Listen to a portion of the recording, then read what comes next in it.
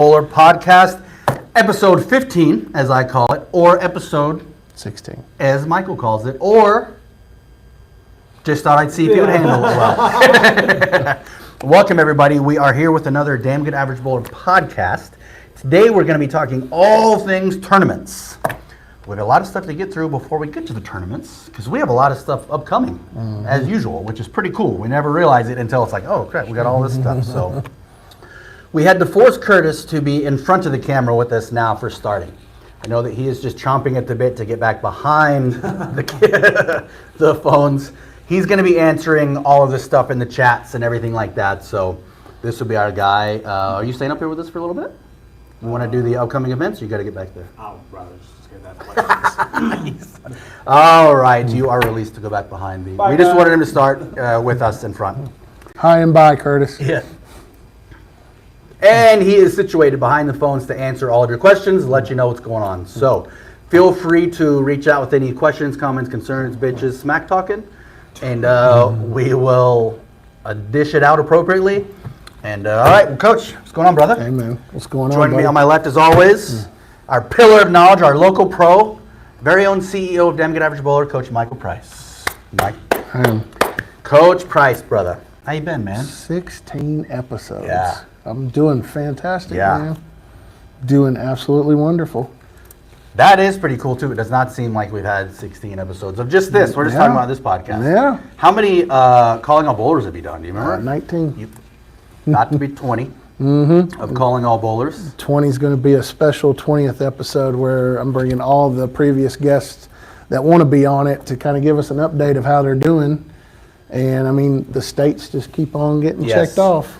That 20 is going to be very cool. And we actually didn't have that on upcoming events. Do you have a date for that one yet? No, not yet. Okay. It's just, that's the idea. That's the gonna be really brainchild behind it. So when I know, y'all will know. Yeah. Let's chat about that on one of the Tuesday night meetings. I like it. Okay, so first off, actually, Coach, you're going to give us a shout out. We have a very good friend of the podcast, our own JB. He is out there tossing in a tournament right now. Down in Pensacola, Florida, bowling in the Southern Bowling Congress tournament. And it's really pretty big event. Like I said, it's the entire southeastern region. And they go as far west as Texas and as far east as Florida, you know, like the lower panhandle of Florida and what have you. But they're in Pensacola this year. So JB's down there giving it a whirl. And it's kind of a very special tournament to me because it is one of my 300 games came down and when it was in Birmingham in 2015. Nice. It was actually a month before the Parkway fire. Which we're actually going to be talking about almost everything you just mentioned. It's like I know. It's almost like we know. So toss well on that one, JB. We're rooting for you. We're going to be rooting for you soon in some tournaments. Yep. But before we get to that, let's get to this on DGAP upcoming events. As a lot of you guys know and have supported us already, in the Fire AF DGAP 2.0 jerseys, I believe you can see them behind us. Curtis, yeah? Oh, yeah. Those are 2.0s, which We just got our goal hit on TikTok. Thank you, Francis. I like Thank it. you. Awesome. But that is DGAB 2.0. That's our OG right there. And then our third DGAB jersey is actually finished on the drawing board, actually, I believe, right? We already know exactly what it's going to be. We are all three very excited about it, and that is going to be dropped in October.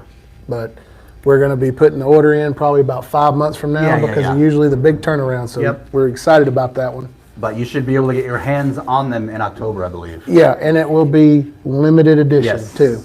Yep. Very, very good calls coming up in October, and I can't wait to share it with you guys when we get closer to that time. Totally agreed. That's all we're going to say on that one for now. But you can't.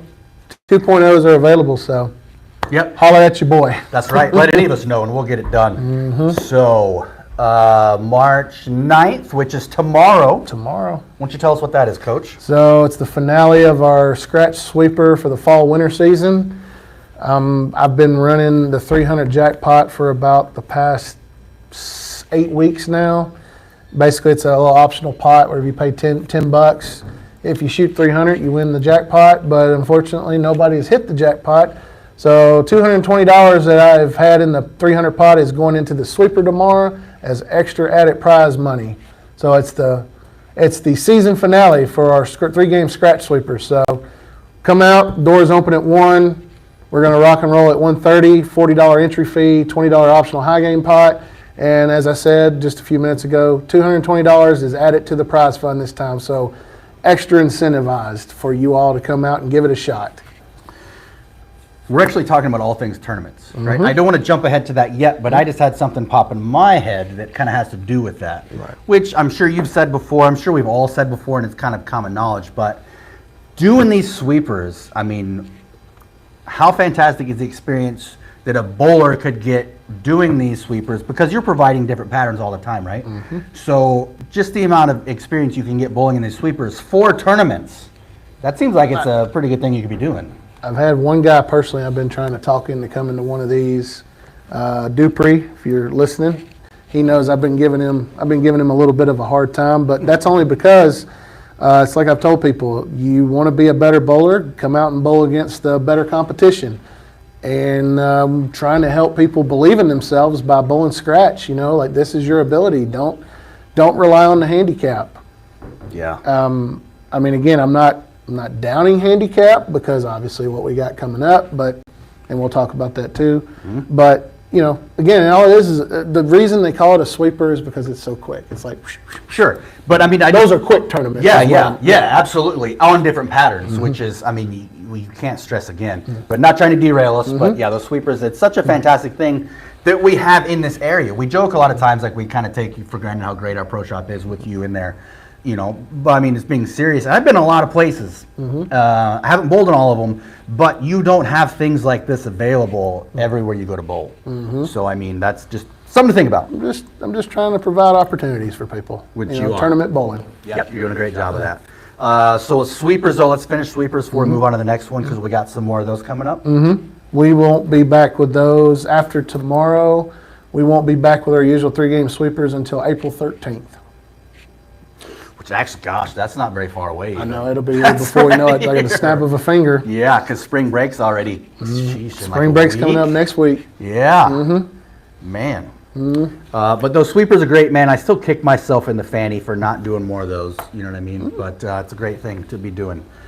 Next, you see what's highlighted on March 16th. Yep. We have the Parkway Memorial Tournament. Yes. This tournament's very near and dear to me. So yesterday was March 7th.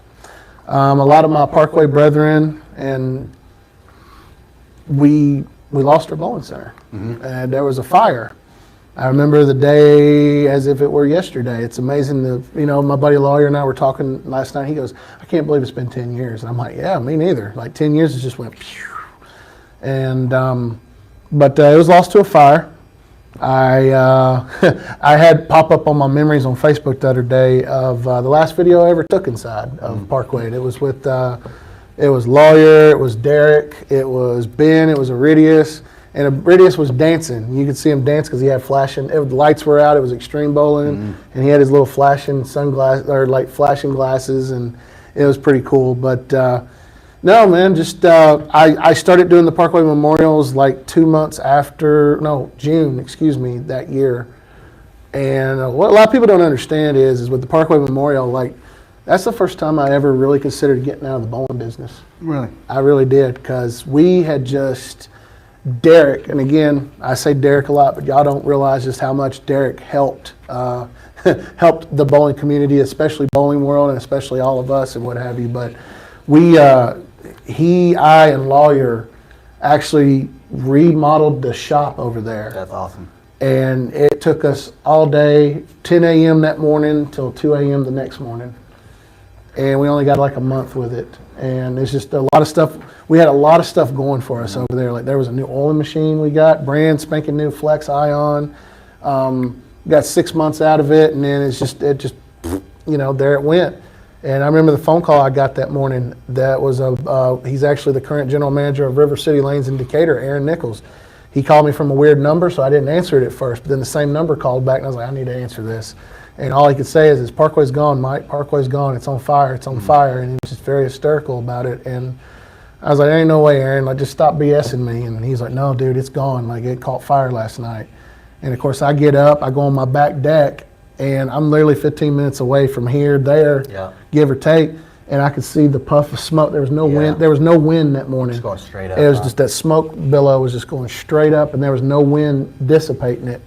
And I was like, wow. And then I went over there before I came in, because I was working here for 4 hours, and then I would work my other 4 hours down there. So it was like 10 to 2 here, close, go down there, work 2 to 6. Yeah. And I was doing that like 2 or 3 weekends, out of the month. And but it was very heartbreaking. Like I said, we had a lot of momentum. I had actually started a tournament called the 8 Gamer, and we got one tournament in. It was on Saturday. It was a house shot. It was handicapped, and then on Sunday it was scratch, and we were doing it on sport patterns.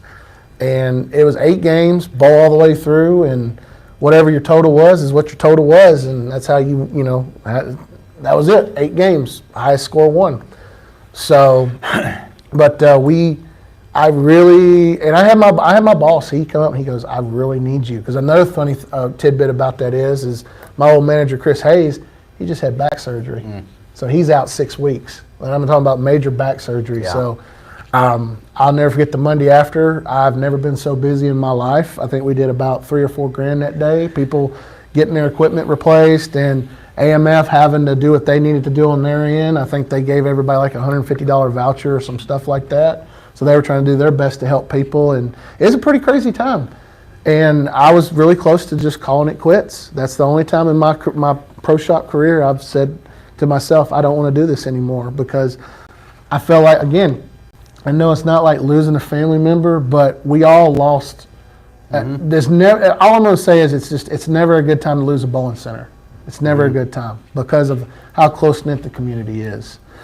So, and now they have Baumhauer's there, and now I'm a frequenter over at Baumhauer's, and they all know me over there, and it's just one of the things. It's the same address it was for Parkway, so it's just like, I know. It's like funny, the other night we won the third quarter of our Monday night league, and we all went over there, and Kyle and Lou both came over there with me, and Kyle's like, I really didn't want to come back over here, but I know how much you like this place, and then we were sitting there, just where we were sitting in the restaurant. We were like, yeah, remember the bar was right here. There's the 2 doors they've got, and those were the 2 doors we had. And we knew the layout, and it's like where the cooks in the kitchen were. That's where all the lanes were. Yep. And so, but to put a bow tie on it and a ribbon and whatever you want to call it, I came up with the Parkway Memorial.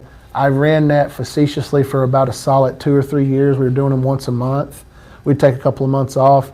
And I was keeping up with money made. I was keeping up with tournament average, games bowled, et cetera, et cetera. And so I was like, you know what? I haven't done this in about 7 years. And I was like, it's coming up on a 10-year anniversary of the Parkway Fire. Let's do the Parkway Memorial on the 16th. That's like, again, 9 days after March 7th? Yeah. Yeah. So that's coming around the corner. Very quick. And I just want to point out, because I don't know that you've ever mentioned to me that you really looked at getting out of bowling then, you know what I mean? Because it's devastating. A lot of people don't know that. I haven't told a lot of people about that. I don't think you have with me, because I just want to take a second to point out that 10 years ago you went from contemplating quitting just because of the devastation from that when you build up. And again, I know exactly what you mean. Like, we only had 6 months with all of this great stuff that we put effort in to doing, you know what I mean? And then it's gone. And that's can be debilitating.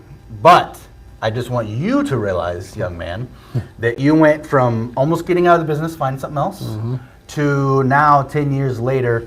I mean, not that we're reestablishing anything or like that, but here we are, 16 podcasts in, bud, and a lot of other things that we're naming. So I'm glad personally that you didn't get out of the business then, just because we get to do this now. Well, and that's the thing about it. I tell people all the time, like, first and foremost, thank you for saying that. You're welcome. I really do appreciate that.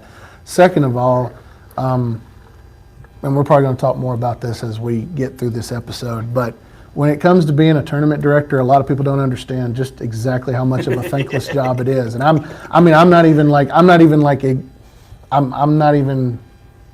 can't even find my words, but Curtis and I are both nodding our heads in agreement. We don't. Not a lot of people understand. If you're going to be a tournament director, understand something. It is there are people that do say thank you to me, first and foremost. Like I said, there are people that do that. But for the most part, it is a very thankless job. More people come to you complaining. And it's one of the reasons I'll never forget, like when I stopped doing the Parkway Memorial, it involved handicap. And I know Curtis heard me, and I told people, I said this, like I honored my dates. And it come around a time I stopped doing it because, it was 2018. I just got told my dad was sick. So when you get told your dad's got 6 to 8 months to live, you're not focused on what you were, previously.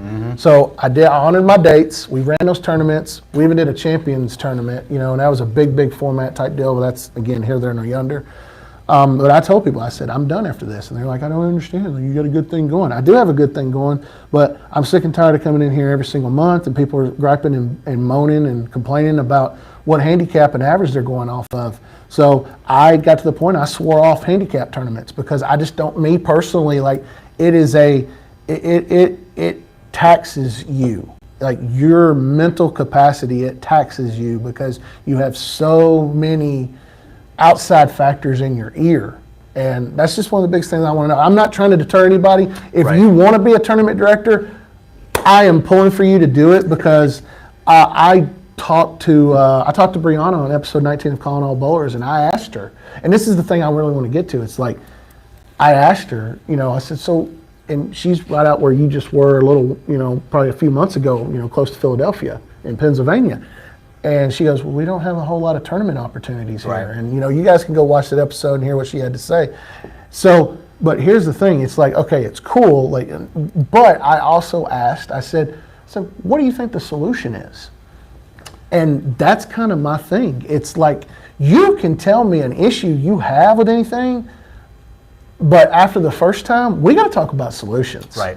Because we're just going round and round in this vicious cycle of like, and at the end of the day, I'm at the point in my life now where I'm like, look, if you don't want to bowl it because you don't think you're going to have a good chance to win, or if you don't think it's fair to your skill level, that's okay. You do not have to do it. That's all I'm saying. So I'm doing what I'm doing, and a lot of tournaments I've ran, my sweepers and stuff, have been 100% scratch because may the best person win. Oh, dude, that alleviates so much. Just doing scratch. And a lot of people don't understand when you get into the scratch stuff, it is going to elevate your game like tenfold. So I can't stress that enough. But for everybody out there wondering, Parkway Memorial Tournament is going to be handicap. It's going to be 90% of 210, but there will be a 35-pin max handicap given to all participants if they qualify for that with their average. Yeah. None of that shady business. Yeah. But I mean, and I just, again, I'm at the point now where it's really simple. It's like, if you come in here, if you're going to try to gauge me out of handicap or sticks, I'm just going to give you your money back and say, no, thank you. Yeah. Yep.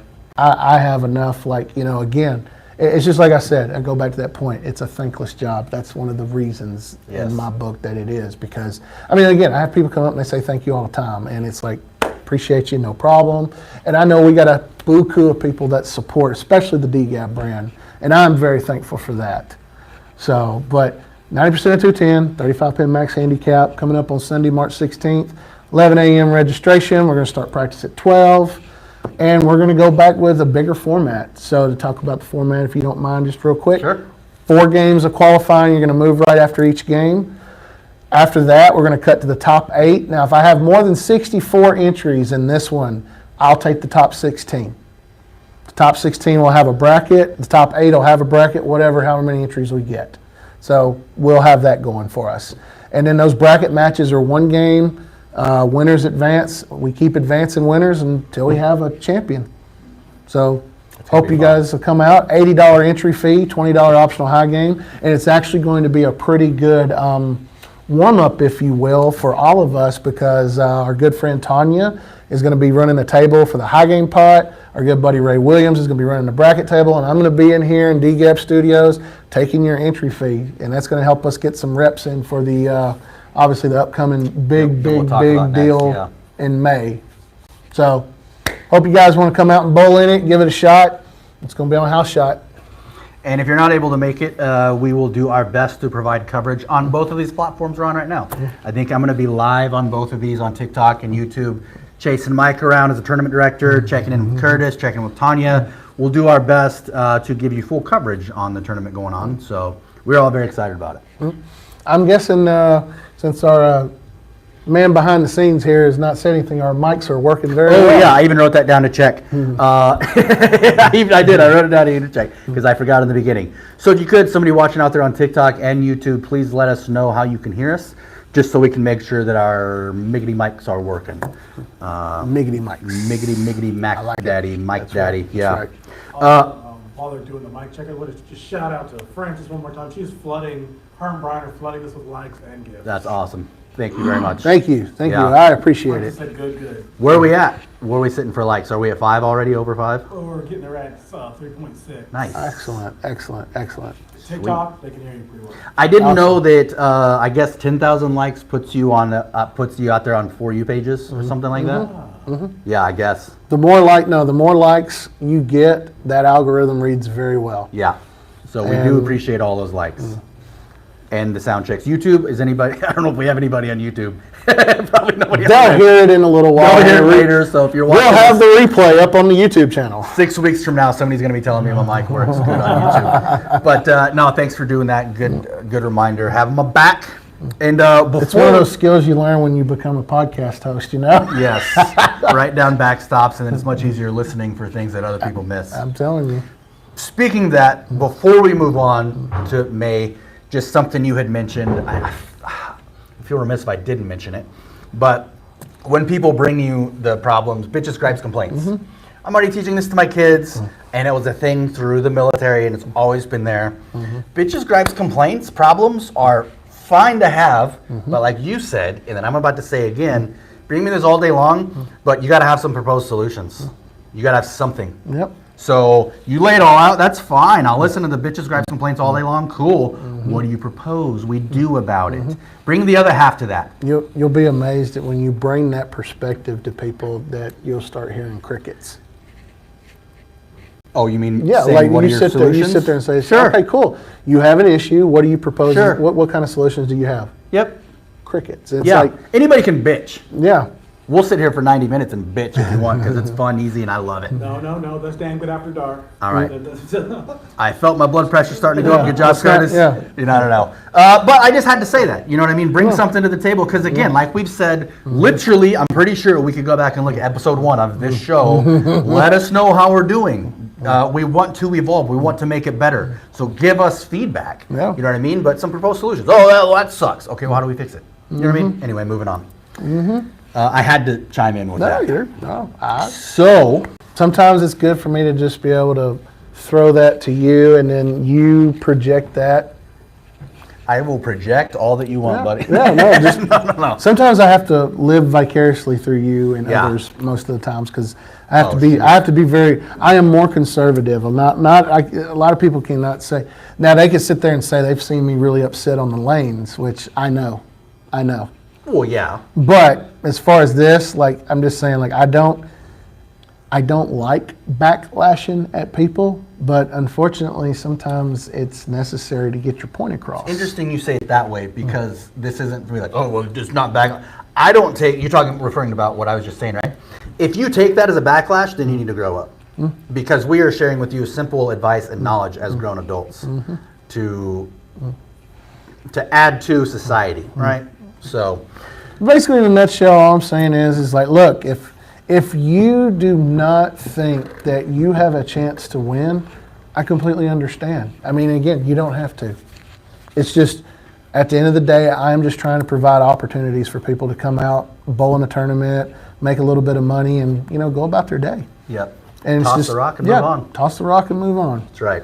But another thing I will tell you, too, you didn't, I guess you forgot. So that's another thing I'm doing. March 23rd, before we get to May. March 23rd, I am doing a scratch doubles tournament. 4 games of qualifying, cut to the top 4 teams, 1 game bracket matches, 1 versus 4, 2 versus 3, winners advance to bowl. 1 game, winner takes all. And again, if there's ties, guess what? 1 game roll off, peeps. And that's if we have a tie for the final spot for qualifying. We'll do a 1 game roll off. But in the bracket round. If we have a tie, it'll be 9th and 10th frame roll off. There we go. Mm-hmm. All right, so we're good to move on to this one, yes? Mm-hmm. So, as Mike had said, and then we all agreed that the Parkway Memorial on March 16th is going to be a great Great warm up. great warm-up, great practice for us. We like to use all the wrestling analogies because we're looking at this one in May Good cardio. as our really WrestleMania. So March is going to be our Starcade, we're kind of calling it. Yeah. So let's talk about May. We've already talked about Derek Tate. A lot of you guys know what's coming up. So let's get into the Derek Tate 3-day memorial, the 16th through the 18th of May. So we're going to have, I want to go ahead and say this right now. If anybody can be a volunteer for the sweepers, if you could be a volunteer for the main event tournament on Sunday, that Sunday, please contact us and let us know. If you're planning on bowling, I want you to bowl. I want you to bowl if you want to bowl. I do not want you to sit out of something to help us because we're bowlers first. Yes. And that is what my good buddy would want. He would want you all to bowl. So I'm going to go through this slowly. Hopefully I don't go 90-0 with it, but the best I can with it. So on Friday night, May 16th, we will have a 4-game handicap sweeper. 90% of 210, 35-pin max handicap. Entry fee for the sweepers will be $60. We'll have an optional $20 high game pot, and I'm trying to work on, I think we're pretty much set in stone, but I think Ray will be here to run brackets for you guys too. Another cool thing we have to bring up here, because before the 6:30 scratch sweeper, You going into that? Mm-hmm. Yep. before the 6:30 scratch sweeper, handicap sweeper, my apologies. We are going to, and this is more like I'll let Dustin do his thing, but great idea and concept Dustin came up with. Thank you. And we're trying to do something to raise a little bit of money. I forgot the number, college fund again. 529. The 529, we're going to try to raise basically however many entries we have into this token strike pot. I might have butchered that, but It's okay. our token strike challenge, excuse me. We're going to have this from 4:30 to 5:30, or was it 5 to 6? We'll buff out. We'll have it posted. Either way, 4:30 to 5:30 or 5 to 6, basically hour. You can pay $1, and the goal is to throw as many strikes in a row as possible, and whoever has the most amount of strikes in a row is your winner. And however many people enter, re-enter, however many dollars that Dustin counts at the end, half of it is going to go to the winner, and the other half is going to go to my late friend's daughter. We're going to start a college fund for Miss Oakland Tate. So I don't know if Rebecca will ever watch this, but I hope you know that we are working our tails off because we want this tournament to be an absolute success. And it's funny, we're talking about this. My buddy lawyer, he sent me some pictures when we were pallbearing, when we were at the gravesite. And I think things happen for a reason. And I think it goes without saying, I miss my friend.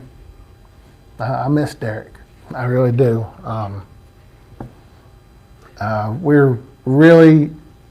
I have put more, and I'm putting so much pressure on myself, y'all, because I want this. I know there's going to be hitches that go off. You just can't help it, but I really want this to be like the absolute best thing ever. So anybody out there on TikTok, if you're coming out here to bowl it, like I said, from out of state, way far away. Like Patrick's talking about coming from New Mexico if he can. Brian on there, he's coming from Florida. Stephanie and all them from Tennessee area. If you guys come out and do this, and thank you so much in advance. But like I said, this is that this is probably the most important tournament that I will ever put together over a 3-day weekend, because I have never ran, I've never ran 3 sweepers in a major tournament all in the same weekend. So, like I said, we want it to be huge. I think it's going to be huge, and I'm going 90-0. But we're trying to do stuff. Like I said, we've got the AMF, American Melanoma Foundation. More details to come on that. Then moving on here, I'm going off 90-0. Oh, you're good. I got you, bud. So that sweeper is going to happen. 4-game handicap sweeper, 6:30 that Friday night on the 16th. Then there's going to be a handicap sweeper on Saturday, the 17th at noon. Again, $60 entry fee, same as the previous night. But another thing is at 4 o'clock that afternoon, we're going to have a 4-game scratch sweeper. Now, what do all these sweepers have in common? The 3 winners of the scratch sweeper are going to get a free entry into the Sunday Derek Tate Memorial Tournament. So if you want a sweeper, you're automatically in. You are automatically in. Your entry fee is paid for. And that right there, for those that may not be able to make it to a sweeper to try, if you come in that Sunday on the 18th, again, 11 o'clock registration, 12 o'clock practice. That is going to be a really long format too. I wanted to make something special to really, I did the format long like I did because I cannot tell you guys how many times at Parkway that Derek would come in and you get 6 names on each lane, and Derek would have 6 DTs on this side, 6 DTs on that side, and bowl 12 games, and he would reset it all over again and start again. So it was nothing for Derek to roll 20-something games on a Friday night. That's crazy. Or 20 plus, I should say. My arm just went out of socket just saying that. Well, his arm went out of the socket a lot too. But no, just that main tournament on the 18th is, like I said, registration at 11. We start practice at 12. Please, please, please try to be having yourself entered by 11:45. I will announce lane assignments. I want to try to get it started at noon because, again, long format, 4 games of qualifying. We're going to cut to the top 12 for this one. It is handicap, 90% of 210, 35 pin max handicap, but the top 12 scores are going to make the bracket. And basically the top 4 are going to get a 1-round bye, and then 5 through 12 will be seeded accordingly. All the bracket matches will be 2-game total pinfall plus handicap. So that means it really puts an emphasis on that top 4 and not having to bowl 2 less games than everybody else. So potentially, if you bowl 4 games and you're the 5 seed, then you got to bowl 6, 8, 10, 12. Hell, the old bubble. And it's going to be, which is why the DGAB League is not coming back till June, because this format is going to be so long. But I will say that if we end up, I believe the flyer, you guys can double check me on that. I don't have it in front of me. So I think 64 entries, I could pay $1,000 to the winner.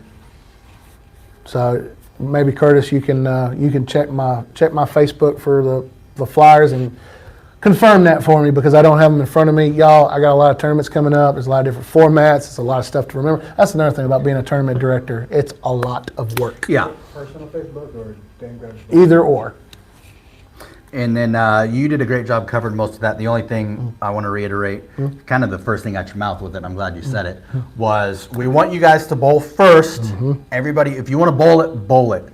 But we do need some volunteers for that, because the things that we are trying to do, adding into this, right, with the Token Strike Challenge and Curtis doing his thing and other things, we need some volunteers, competent people that know what they're doing to help us run this, to put on the best product that we can, 1 for Derek and 2 for everybody else. So bowl first, please. We want you to bowl first. But if you're not bowling, we do need some volunteers. So please reach out to one of us and let us know. Because we already talked about tournament director. He's going to have all types of stuff going on. Curtis is going to be busy with his stuff. I'm going to be busy with my stuff. So 3 of us can't do everything. We can only do so much. We're going to have coverage. Like I said, our man right here, the host, is going to be doing the live streaming. Pretty much a lot of it. Yeah, yes, a lot of it. Just about everything is going to be live. Which one now? Entries. I think I said if I had 64 entries, I think. 60. Okay, excuse me. Okay. So if there's 60 entries, I can pay off $1,000 to the winner. Correct, Curtis? Yes, sir. Okay, thank you. Thank you for confirming that. Like I said, y'all, it's a lot. Check the Facebook page, Damn Good Average Bowler. Check out, like I said, just check them out. I've got all the stuff posted. I've got it on my personal as well, talking about everything. So, no big deal. We're gonna make it work. Like I said, I'm pouring every amount of energy that I can muster to make this an absolute success. So ever since I've announced it, I just want to say the outpouring of support for it has been amazing. And again, it will be an annual thing. It will be an annual thing. So I liked how you mentioned earlier the 8-gamer that you did. So I think in the future, if we looked at like the Derek Tate 8-gamer or some type of Parkway 8-gamer or something like that would be cool. that'd be a good for like a retro thing or Yeah, something. yeah, for sure. I like that. Ooh, that could even be like 80s style, dude. Well, the thing about it is, it's like for the long-winded term. I actually had an idea in my mind about like a 12-gamer called the 12-game Ironman Challenge or something. Nice. But instead of starting it during the day, started at 9 o'clock at night. That would be something. That's kind of getting into stuff that we've talked about before a little bit with, oh man. Just throwing teasers out there. Y'all, I'm just letting y'all know what, like, I got a ton of tournament ideas that come inside this brain of mine. Yeah, y'all have no idea the amount of stuff we've talked about doing for DGAB. All the things that we are currently actually doing, and then all the things that we have queued up that we love the idea for, that we've either come up with, somebody internally, or somebody suggested to us. That's like, that's a great idea. Trust me, I would not tell you it's a great idea if I didn't think it was. I'd tell you it's dumb.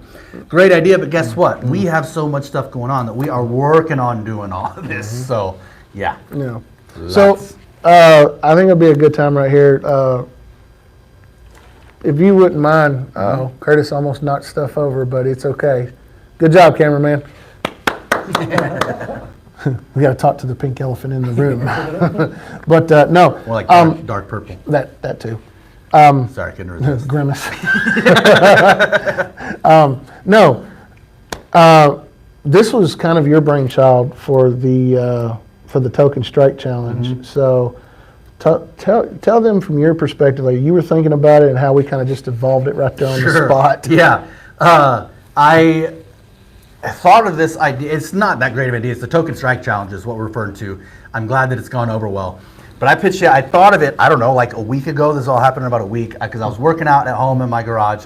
I'm laying tits up on the ground like I just got done with flutter kicks and stuff. I'm like, oh, I can do it. I'm so miserable, but I'm happy I'm doing this. And I was like, I wonder if we could do a bowling challenge where it's just like you put a token in, because I'm picturing a skeet ball machine. So you put $1 down and that gets you a throw on the lanes. And it's $1 a turn, and you continue going if you get strikes. Strike, throw again, throw again, throw again. It's the most strikes off of $1 that you can get. And so I proposed that to the guys, like, hey, what about this as a floater wad? Kind of like it came from CrossFit style workout. If anybody's familiar with that at all, you have your heats and scheduled workouts. Sometimes they'll have one that's called a floater, not a turd. I know I always think of turds when I say floater. But a floater wad is one of those that you go and do as you can. Right, like you finish this one, take a break, get your protein, eat some meal, whatever, and then you go and knock out the floater when you can. This will be on the lane for, we have the times, again, before each of the sweepers, a designated time, the Token Strike Challenge will be open. So it's something you can kind of come and do easily as you please, come, throw a few bucks down, take the turns and everything. And you guys liked the idea. So then it went from trying it then all of a sudden it's restructured, a little kind of restructured, and we did it last Sunday night after the DGAB League, and it went really well. And people really liked it. We ended up with $70 in that one, and that was just kind of an impromptu. Yeah. We announced it, you announced it as League Sunday night. Nobody really knew before. And we had the group that came down and did it. We were live the whole time. It was a lot of fun. Is that on? That's on TikTok, yeah? On TikTok. That's I uploaded it to our YouTube channel. Yeah, as you can well. go check it out. And it basically happened kind of how I was hoping, where it got a little competitive, and we had a few guys at first, and it jumped up to where 3 was the first leader, 3 strikes in a row. We had a couple of co-leaders, Damien and Greg had both hit 3. And then we were waiting a little while for Chase to heat up. And he did. Actually, I think on a borrowed $1. I think George gave him $1 to keep him in. No joke even, yeah. This is close, you know what I mean? But basically, George kept Chase alive enough for Chase to knock out the 5. And then this was fun, too. Somebody had thrown in on TikTok the extra $20 prize for an 8-bag. Yeah, Mark threw. I was like, I got a 20 for an 8-bagger. So Chase was already in the lead with 5, but he's still throwing down chasing that 8-bagger. And it went really well. People had a lot of fun with it. So We're going to be doing it in our league once a month is what we've discussed right now. We'll see how that goes. If the band is greater for it, then I don't know, maybe every other week or something like that. Maybe But so, you never know. we practiced it Sunday night, and we all really liked it. It went over well, so we will be doing that in the Derek Tate Memorial Tournament in May. So, yeah, and just let me reiterate, Friday, it'll be Friday before the first sweeper. Again, like I said, 4:30 to 5:30, 5 to 6, that kind of range, whatever. But it's 1 hour. You can re-enter as many times as you want in that hour. And then if we do 4:30 to 5:30, basically you get your dollar in before 5:30. When it hits 5:30, that's it. No more entries, and that's what it is, correct? Yep. Cool. Pretty much. And, there's no pretty much to it. Yes, you were right. And it kind of just one thing we'll put in there that if there's people waiting in line, you know what I mean? Don't walk up and throw it on a 5 and think you're going to get 5 turns. But it worked well, George, like, hey, here's a 20, let me know when it runs out. Because we want to keep the line moving. If there's people waiting in line, just, your turn and then let somebody else toss. But it runs pretty smooth and it's a lot of fun. I'm wondering, Curtis is looking at the TikTok screen. Do we have any kind of feedback? Anybody making any kind of comments? We just hit 10,000 likes, and they're all very happy and celebrating the 10,000 Heck likes. yeah, we Heck yeah, appreciate man. that. Thank you. Thank you, guys. Thank you. Curtis, clap. There we are. Okay, cool. Tap that app. Tap it in. Just let us know, though, any feedback you all have in that, if you have any questions about anything like that. But Yeah. it seems like that one's probably going to be here to stay. Oh, and another thing too is Saturday after the first sweeper. We're also going to do In between? Yep. sweepers. That's also so you'll have 2 chances to do the DGAB token strike challenge. Yep. So bring all them dollar bills, dollar bills. Yo. Yeah. Holler. That's right. Rolls of dimes accepted. Yes.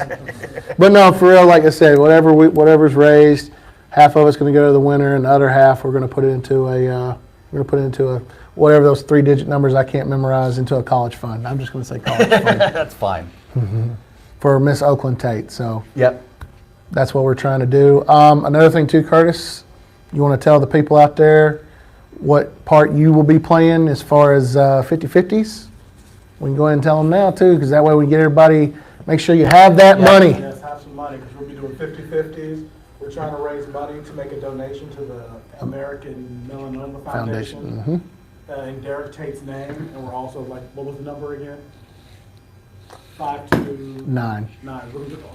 As you said earlier. That was good. Good work, guys. 529 for Oakland. Set aside some money for her, and so bring cash. We will be giving that to Rebecca as well for that. So Money that jingle, but we prefer. that's right. No, another thing I'm gonna let you guys in on too, and I know I've told you guys, but Rebecca, Oakland, and Barbara, his mother, they will all be here, and they will be throwing out the ceremonial first ball. That's really cool. We're gonna have a ceremonial first ball. I wonder if we have the national anthem before that. Probably, maybe, I don't know. We probably do that I'll too. get a damn drill team from around here to come in and do it for free. I'm not kidding. Yeah, but no, we got that tape too as well. So No, I'm but talking you got live, another. baby. You got another. Okay. You can ask Will, he'd probably love to do it. Yeah. Yeah, sing the national anthem. real? Yeah, that would be pretty cool. Yeah. But Shout no- out to our own Will. Sorry. Will Holden. Yeah, dude, singing the national anthem. He sung it. We know he's sang the national anthem At for the Havoc, the Havoc. Trash Pandas, probably various other events that we don't know about. So but I will reach out to Will if he's Yeah. not watching right now, because I think that would be awesome. Yeah, that'd be pretty cool. If not, I used to get drill teams for that stuff all the time, dude. That's what they do. Oh, and another thing too is they will be on hand to present the championship trophy to the winner. That's awesome. They plan on staying the entire day. Probably. come back, They may I would leave think. and come back or something, but just that's the plan. Again, Barbara's on board, so I'm sure if Barbara's on board, Rebecca definitely, Oakland, and again, y'all, it's the finalized details are getting finalized the more as we get closer. So That's what I was just about to say. We have our own cutoffs for it behind the scenes. So, yeah, a lot of this you can look up now, look it up yourself to get the stuff. But we will have specific deets as it gets closer for sure, letting you know when exactly everything is. Yes, Brian, we did say trash pandas. yes. Oh, yeah, baby. Rocket City Trash Pandas. Yep. Hell yeah. People order their merch from all over the globe. You know that? It's very big in like Asia, China, and stuff like that. They love the Trash Panda stuff. For real, it's awesome. Dude.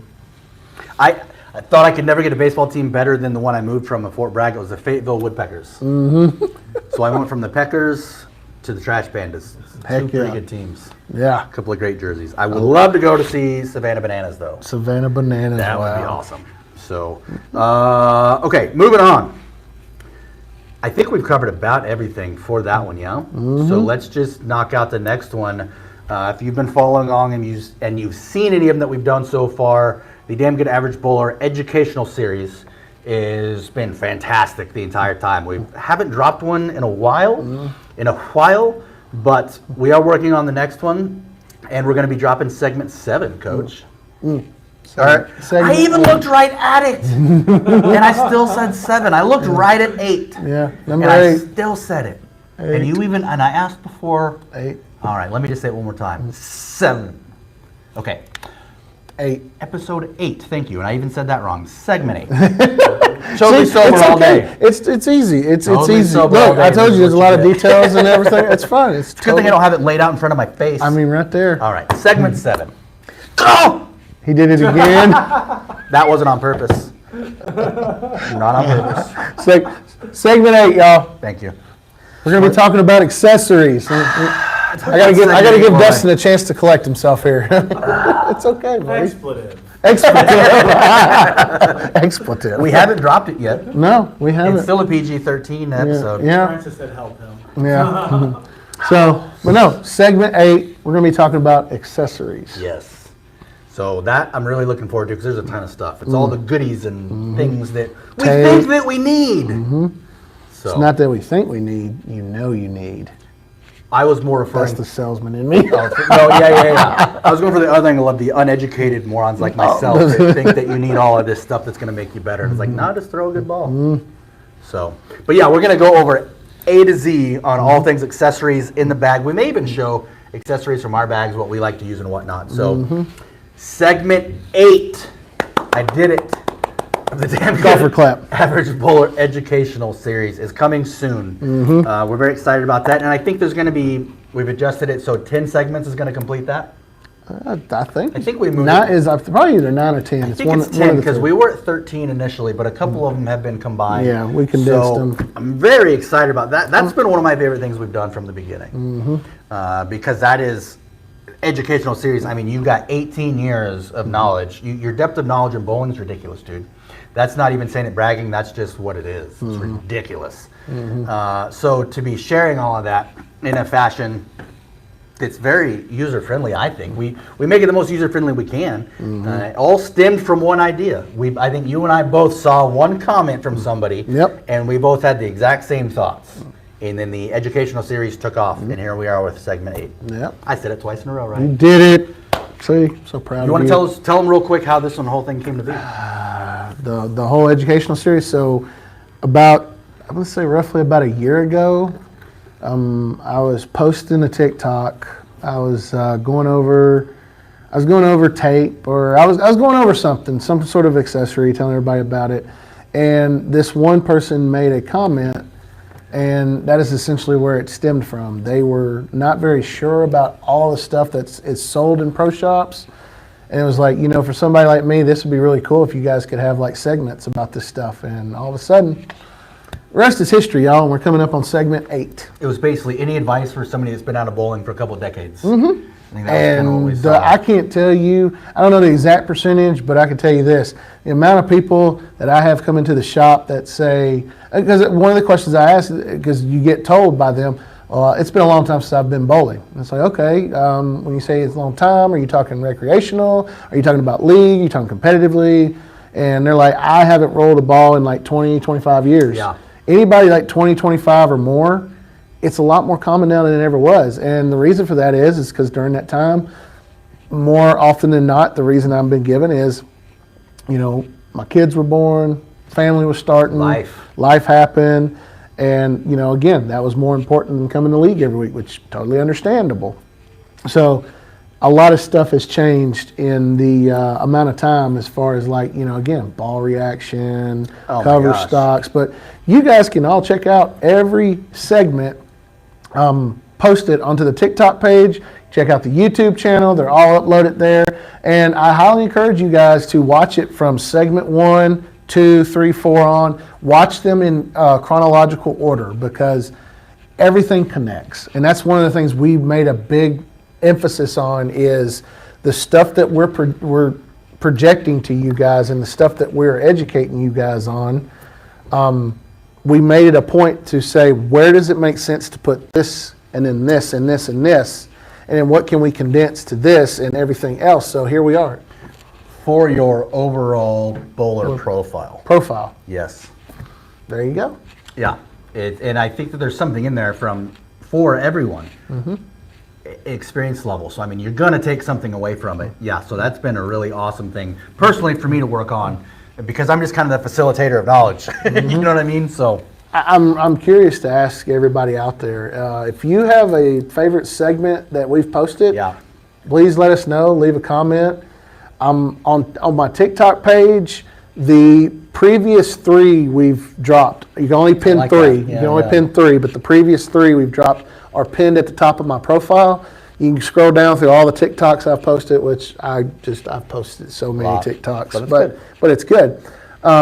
You guys can go through and find the other previous ones. Now, I will tell you guys, too, segment 5 is in 2 parts. Man. It was a 2-parter for segment 5, so just keep that in mind. But everything else was in one. It was like, sometimes it was one-take Tony's. We've done a few one-takes. And what I've learned is every time we've had a blooper reel, it's because Curtis has been in the room. So, and he's not in the room right now. Blooper So is look, my we haven't favorite. had a blooper since he left. Yeah, that's why we're doing so good. Come on back, Curtis. But yes, you're absolutely correct. And what's funny, dude? We're almost an hour in just finishing up upcoming events. But that is perfectly okay. The last one that we have, I believe, that's in front of me anyway, is the soon-to-be, and I can't believe this already, the 5th DGAB Invitational Tournament. Members only invitational. And that's going to be Baker Doubles. On Sunday, May 4th. So one thing that's different about this time, y'all, previous 4 have been individual. I was like, let's whenever I feel like things are starting to get stale, you got to mix it up a little bit. And one of the points behind the DGAB League is on Sunday nights, it is not sanctioned. For those that bowl in it, they know that. Ain't sanctioned. Yeah, ain't sanctioned, as Curtis would say. But there's a reason behind that. We are getting you guys and gals ready to move up to a mixed league that's sanctioned, move up to a competitive league that's sanctioned, whatever the case may be. So, in turn, I came up with the concept to do these tournaments just for the members only. Just for one, because, most of them would probably feel like they didn't have a chance if I just let anybody in. Sure. So I was like, well, let's just do members only. And we have our group forum on Facebook where I post a standing sheet. But I've been getting a little bit of feedback about it. So the way I'm starting it with this is whoever is bowling in the Sunday night league now, they are going to have first dibs to put their doubles team in for this tournament. And then the ones that bowled in it the previous league session for the previous 16 weeks, we're going to give them a chance. And then after that, I may go ahead and open it up. I say I don't want to, but then I usually do because it's just right. But just keep that and bear that in mind. So if you're bowling in the DGAB League on Sunday nights now, you will have first dibs to put your doubles team in. And if you bowled in the one previously before this current league session, which Curtis is raising his hand. It's DGAB alumni, right? Yeah, but I'm just saying I'm starting off with the previous 2 league sessions to give them their first dibs to put their stuff in. And then I'm probably going to go back, because like I said, I've been giving some feedback about it, and stuff makes sense. Some things I just want a certain way. So it's like take everything into account and then make what the best move is.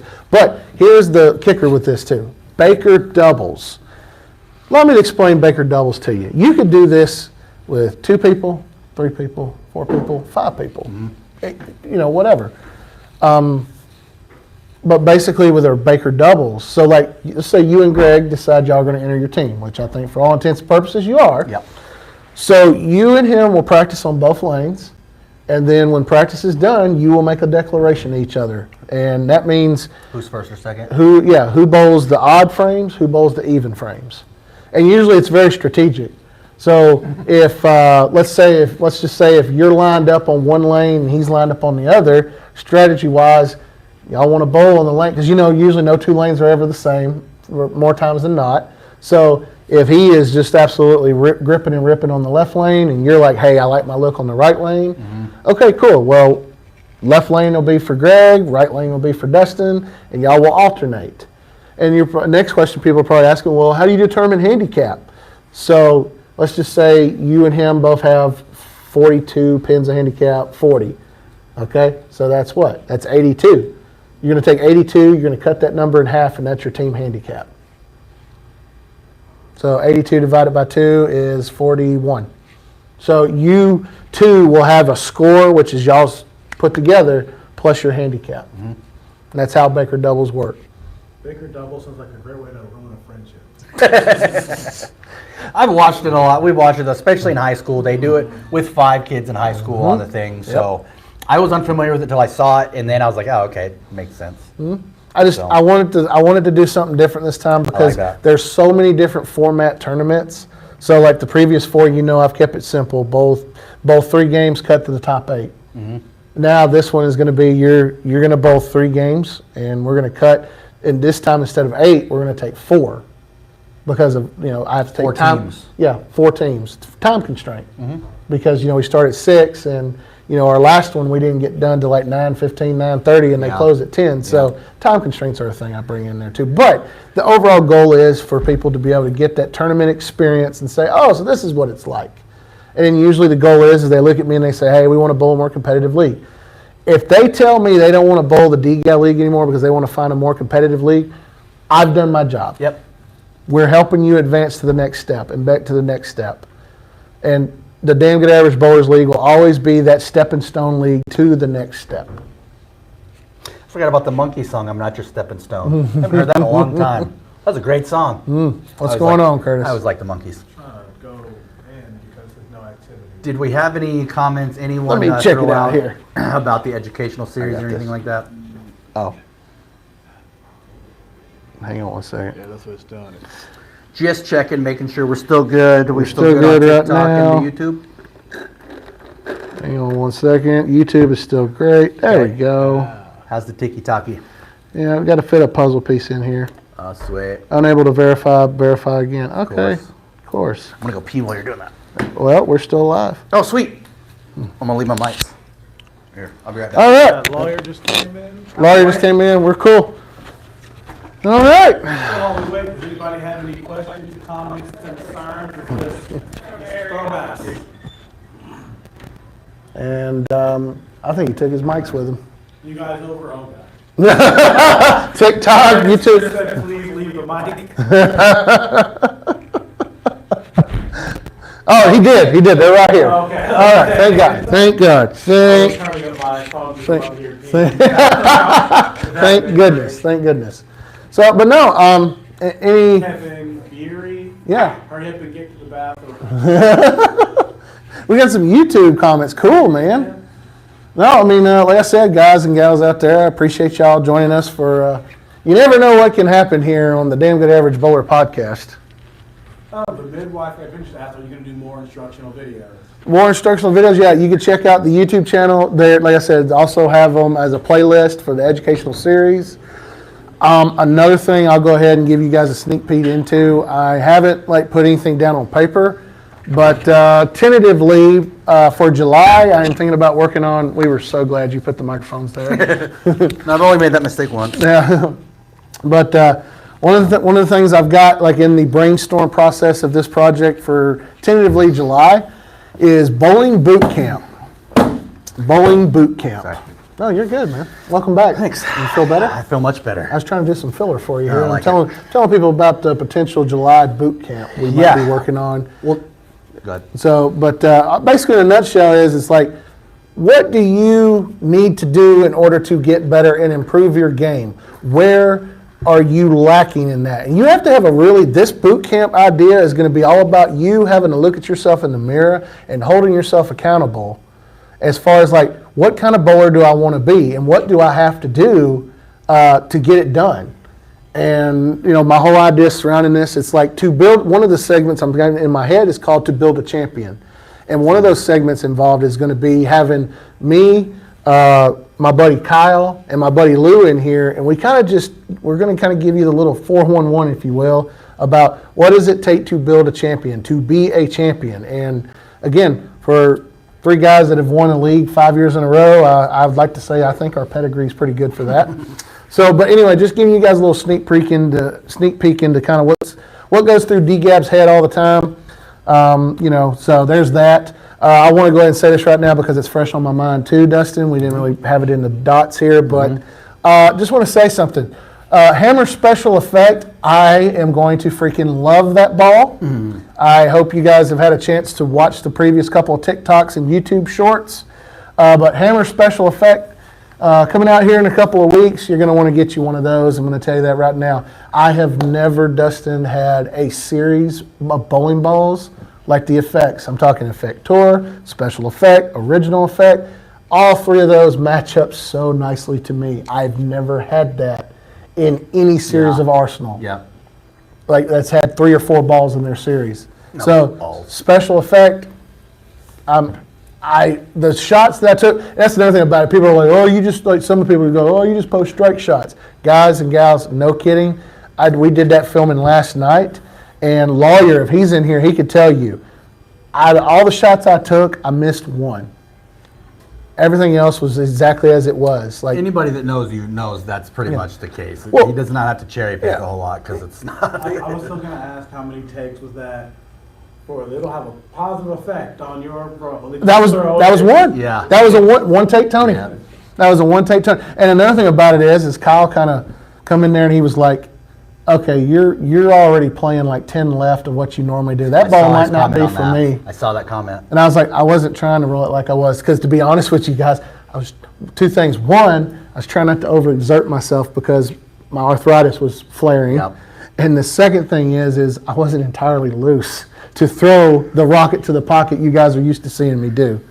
So anyway, just rocket to the pocket, baby. That's why on TikTok they call me Mike Nolan.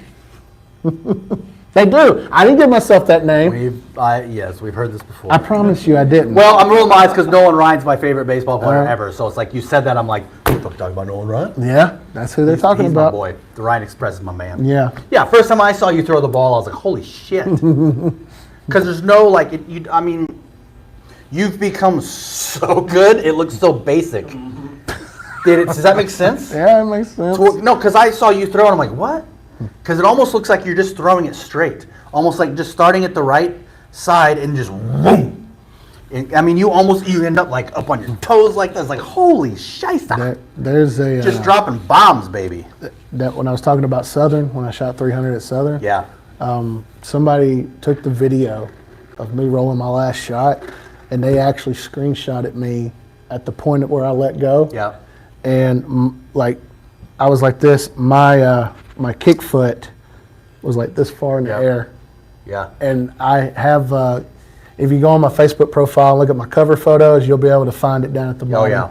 It's just like, it's literally that one leg's like this, and this one's like, somebody's like, oh, he's giving the Shawn Michaels Sweet Chin music. And I was, We just crossed 15K live. Nice. thank you, everybody. I appreciate y'all. Oh, a WWF themed would be awesome too. What? Imagine a sweeper that's WWF themed. I said F twice on purpose, yes. What? I didn't get that one. Stone Cold what? What? Okay. I thought maybe I was something waiting else. on Curtis, because Curtis gets it every time. What? Exactly, see? There we That go. would be a fun one. A wrestling themed sweeper. Hell yeah. That might be something. Hell yeah, brother. Yeah. All right. Dress up in your cosplay. Speaking of, I don't really have much. That would be appropriate for alleyware. Now we're finally getting to, well, we've talked about tournaments on and off, Yeah. but we finished with the, go ahead. That leads me to, and kind of a little free for all here, okay? I mean, y'all ask me something. Like, y'all ask me, it doesn't matter what, like, pertaining to tournaments. Like, you know, like you asked previous guests about, like, their best moments or their lowest moments or stuff like that. Y'all, How was, since this is tournaments, how was your first tournament experience? Yes, as a bowler or director? as a bowler. I was a director. Oh, both. Well, okay, so, I would think bowler was first. okay, we'll start with tournament bowling. Okay. So, You were 6 years old. no, I was not. Nope. Actually, y'all. Bowling scratch already. Well, here's the thing. So when I was still bowling youth, we had city tournament, state tournament, just like they do now. Okay. We had this particular scholarship tournament called Tournament of Champions, and I got a good Tournament of Champions youth tournament story for y'all.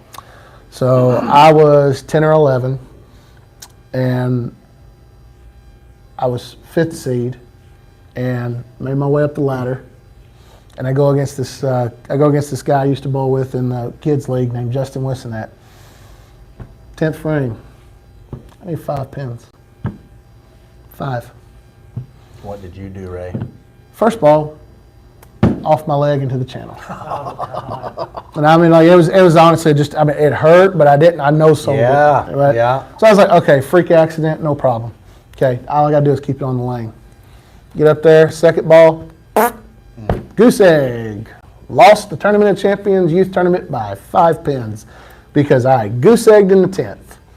That is probably my lowest moment of tournament bowling.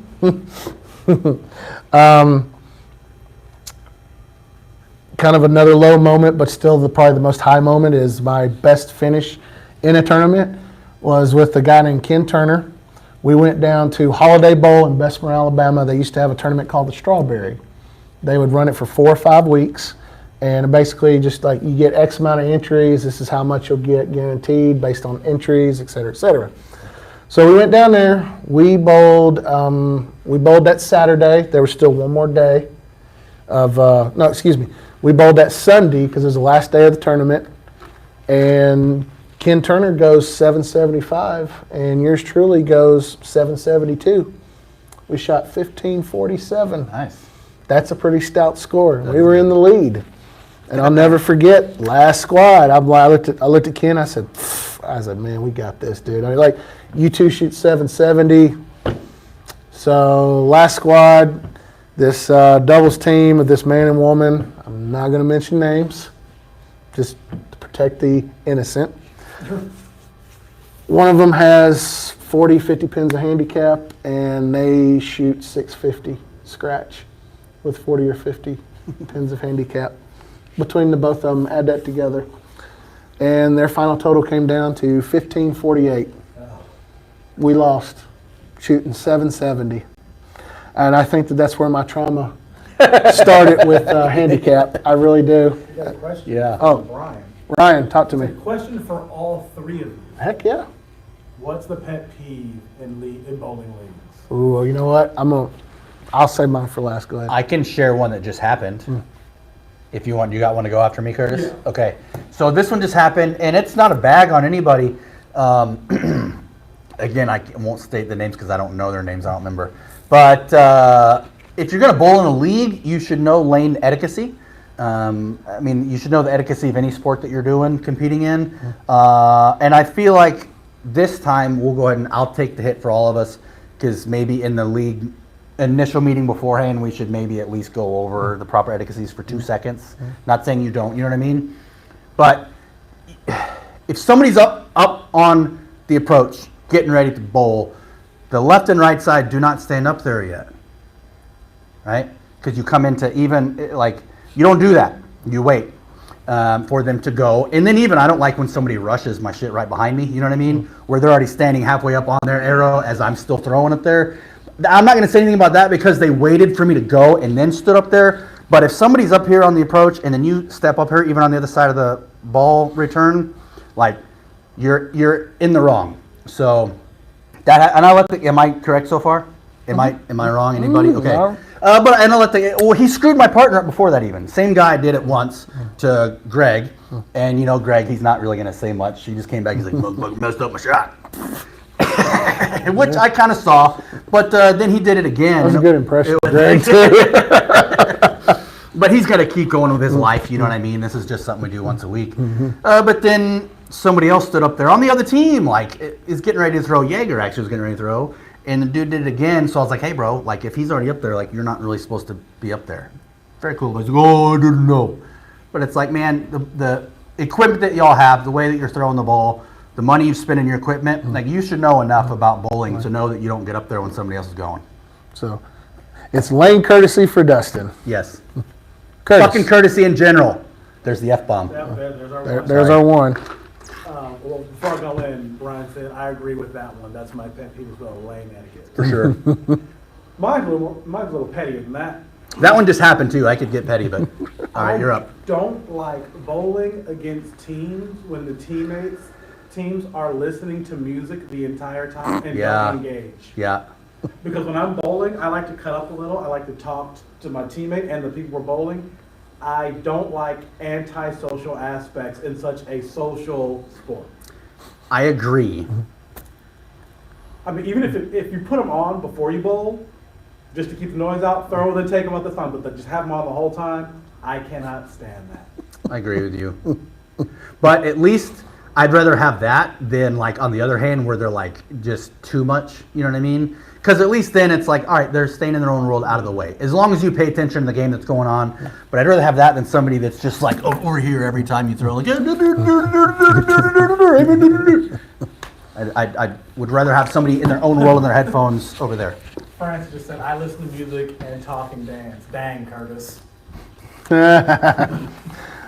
right. So, this doesn't bother me anymore. Which means it still does. No, and it really don't. If it doesn't bother you more, it's not a pet peeve. No, I'm just saying it used to be, okay? My biggest pet peeve is if you have a teammate or even an opponent who is just, at the end of the day, when you're bowling against somebody, if it's like NBA Jam, he's on fire or she's on fire, Leave them alone. leave them alone. Talk to them. Don't Yeah. talk to them or anything.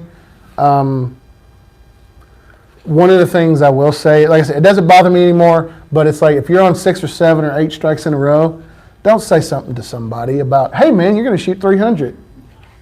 Don't now, somebody, I can't tell you how many times I've had that done to me, which again, I'm at the point in my life now where it's like, okay, cool, whatever. And they're like, oh man, I'm sorry they did that. I'm like, dude, I don't care. Yeah. You're talking to me like, if I'm on 9 in a row, don't quit bowling. Don't just step back and go, oh my God. Well, that's you too. Yeah, Let's no. say that, like, if I'm on 9. No, but I'm just saying, like, in general, it's just like, but I think even in your case, like, if you or Curtis Warren were on the front 9, first and foremost, my first 300, dude, I didn't know anybody was within 3 lanes of me Yeah. because I was focused in on tunnel vision. The only little thing about my first 300 is I had a little 8, 9-year-old kid going, all right, Michael, 2 more. And you can't get mad because he's a little kid. He don't know any better. And then after the 11th, he goes, Michael, 1 more. And it's like, but my point is, it's like, if you know of anybody that is like, especially if they're going after their first one, dude, don't say anything. Just be cool about it. Like, give them a 5. Keep encourage. You can encourage them from far away. I'll give you another example. It doesn't even involve 300, okay? It involves a city record here about 1.5 years ago. My good buddy, Jeff Heath. Yeah. He went back-to-back 290s. Oh. And then he started the 3rd game. It was billboards. It was Wednesday night. He was subbing on billboards, back-to-back 290s. He starts the 3rd game off with the front 7. And next thing I know, here comes one of the bowlers, and they're sitting there talking to them. He's talking to Jeff. And I'm like, and me and JB, of all people, we were like, JB goes up and he goes, will you quit talking to him? Yeah. And it's like, why are you talking to him? And it's like, yeah. How you doing, Maya? Yeah. What So about Maya? my thing is, is that Maya Paya? I figured it was. Or is that Miss Maya? What's the difference? Is it the butterfly? Mia Pia or is it Miss Maya? B. Yeah, Miss Maya. Okay, there's two now. I'm sorry. Hey, Miss Maya. But my point is, it's like, look, man, like, dude, this guy had a legitimate shot at the city record. He goes 290, 290, 300. The person that went up and talked to him, were they a bowler too? Yes. So they knew what they were doing. Yes. I don't So like that. That's my pet peeve. Okay. Another thing about it is too. Okay, we haven't seen this around here much, especially in the state of Alabama. I don't know that we'll ever will, but somebody potentially going after 900. The most amount of strikes I've seen in a row was my buddy Chris Hayes that used to work for us here in the shop. Mm-hmm. He went front 27. Sheesh. Good Lord. Yeah, Here? All-Star, yeah. All-Star league, front 27. He had 2 300s back to back and started the third game off of 3. And at that point, I was like, you know what? That's insane. Keep going.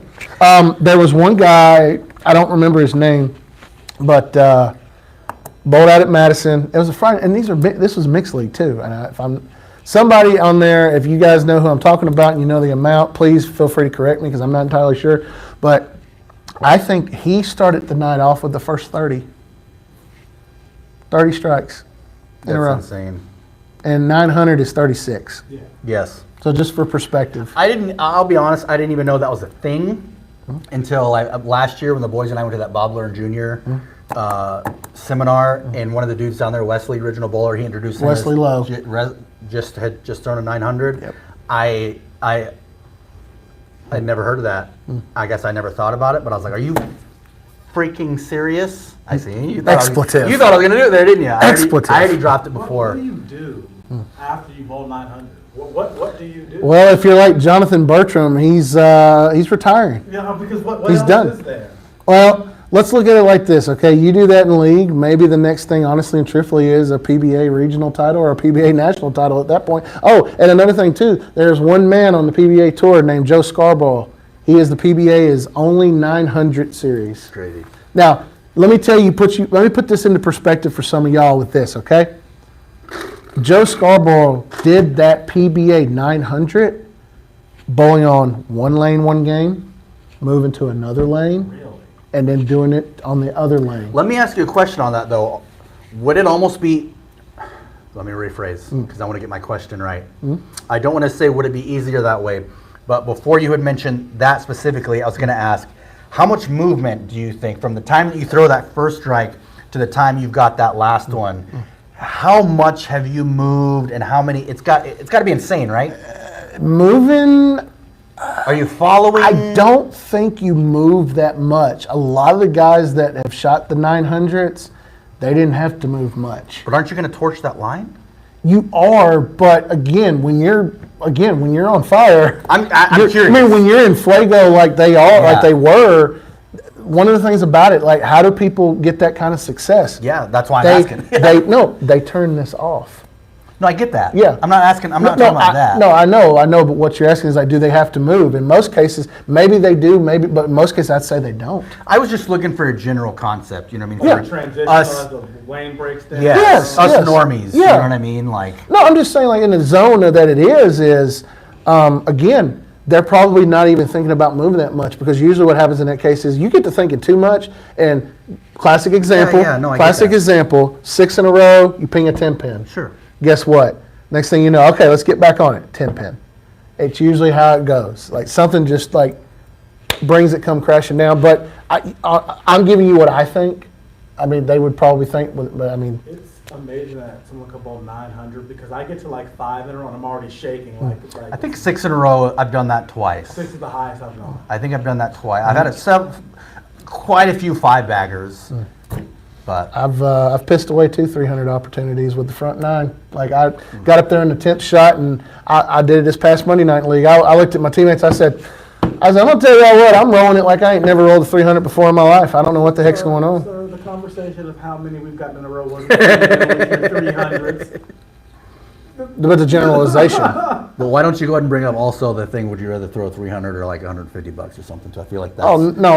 We've already gotten We've that. never worn all that down because No. that comes up all the time. That's just a good, No, fun, but debatable in general, question. I was yeah. just asking about, like, for my own head, because you know in league we'll talk about sometimes you tell me to move my feet, or Jaeger's good about helping me out with that too, to where you're almost not chasing a line, but you have to stay with that line. I understand when you're throwing that in the moment, you're not consciously thinking about that. I get it. But it was just like overtime minusculely been moving. yes, as it was yeah. breaking That's just down. I was looking for a mental picture in my mind, if that makes sense. But I get it. I'm only going to speak from my perspective on this. The times that I have really been lined up, I've not had to move no more than a board. Nice. I mean, and that's what I'm saying. It's just Okay. like Yeah. sometimes the topography is on your side. Sometimes the lanes you're on are Yeah. on your side. Sometimes the way the people you're bowling with, how they're breaking the lane down Yep. without you knowing it is on your side. Yeah. It's one of those. A lot of variables. I mean, yeah, it's a ton of variables, but you know, at the end of the day, and I cannot stress this enough to everybody that sits there and says, "Oh, house shot versus challenge versus sport." Let me tell you something. I don't care how easy your house pattern is. You have to do two things. You have to hit the pocket. You have to get lucky every now and then.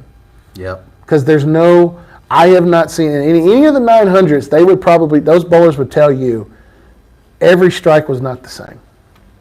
There may have been a couple from 1 to 36 that they threw that, you know, felt the same to them. But if you were to able to record somebody doing that, I guarantee you they would look at you and go, no, there was no two strikes that were the same. Mm-hmm. And the most I can ever say I ever got was 27 in a row. And they were not the same. I can go ahead and tell you Were they all that. flush, or did some of them fall? You're like, oh god, that was. During that 27 in a row, when I went 279, 300, my 300, my last shot was Brooklyn. Yeah. Because I pulled the doo-doo out of Yeah. it. But it's kind of like you said, though, when you're heating up, like when you're on fire, you're on fire, and it's Yeah. like they just can't not fall for you. Yeah. Something interesting on there, too, is like, I was thinking about how you basically said it, just in other words, and then the second part of that You is had a like, great night, Francis. Thank you. We're at 25K.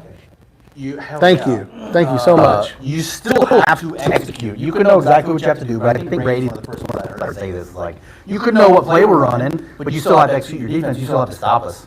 You could know where your line is, but you still have to execute it. And I feel like bowling's legitimately the only sport you can say this in, and it's just true. You have to execute and be lucky. Yep. And be lucky. You could put you could execute perfectly to a T where you could not have delivered anything any better in that freaking 10 pin or the freaking 9 or 7 pin. You know what I mean? 9 pin too, yes. So it's any of those. Yeah, the stones. You leave one of those. It's like it's very frustrating because yes. But anyway, you have to execute and you got to be lucky in sport of bowling. It's like, again, that's another thing to the point of like bowling boot camp is how do you respond to adversity? Like, are you able to, like, you could throw the most purest shot in the world, and guess what? You get stuff with an 8 pin. You get stuff with a 9 pin. How do you respond to that? How do you let your body respond to that? Because that right there is a factor in itself. How do you respond? Do you continuously tense up after that and make more errant shots? That's what it comes down to. Can you recover from that mishap? Or can you have instant amnesia and recover? Yes. I mean, I'm already Short teaching that term. to the boys. Short yeah. term, yep. And these things become easier with practice. I think this is going to be great. And that Clint just came up the other night at the end of our call.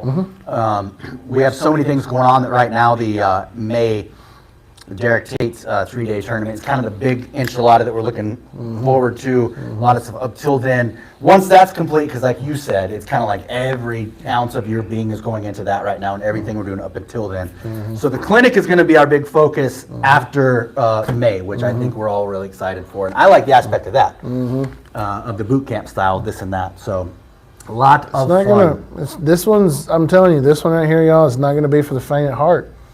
It is not meant to be for the faint at heart. It is not meant to, you know, it's not meant to like attaboy you to death and everything. It's like at the end of the day, like you have got to, it's basically the goal behind this whole concept of my head is how do we develop mental focus? What is it going to take? Do I have to rewire my way of thinking in order to get to where I want to be?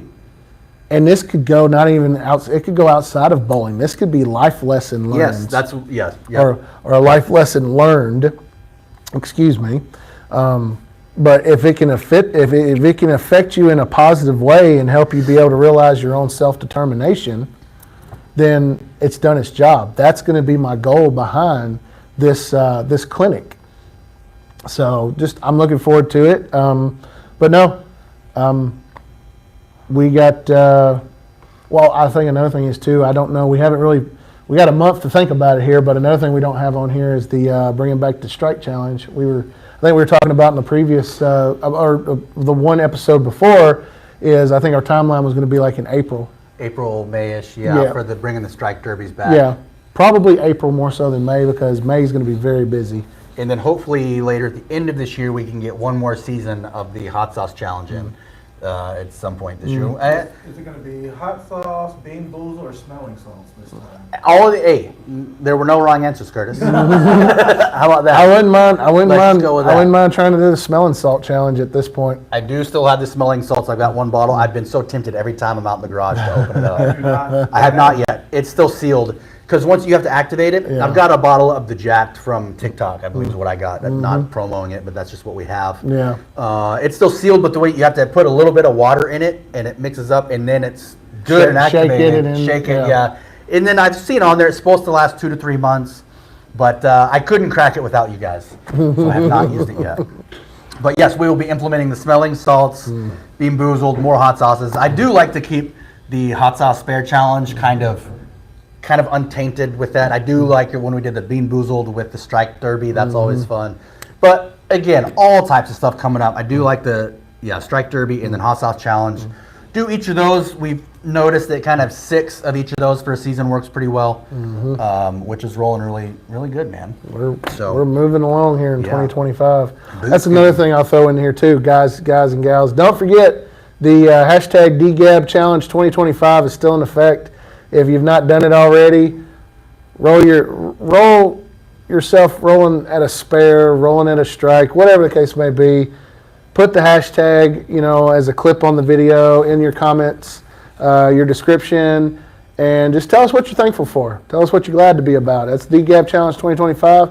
I'm using it on a lot of my hashtags on every Damn Good Average Bowler video, TikTok video I'm posting. I'm still using it in the hashtags.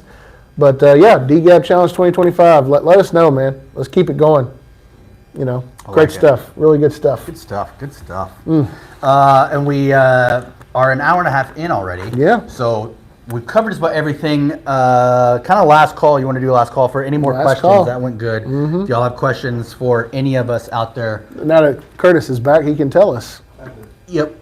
We're floating last call out there for any more questions. Was there any that you more? may have, Was there any more questions that we didn't get to, Curtis? No. that the peeps may have? Likes, dislikes. Shoot us a Okay. question if you have it.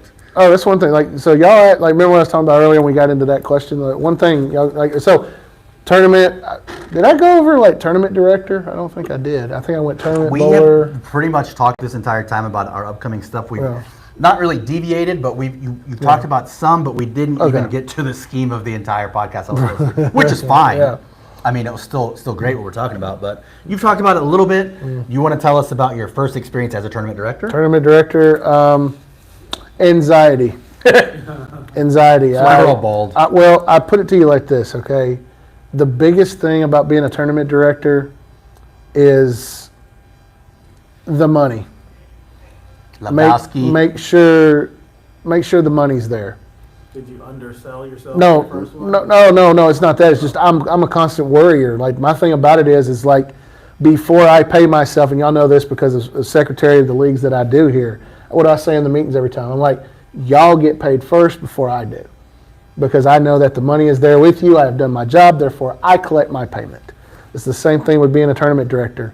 If you're going to advertise what you're going to advertise, you got to be with it.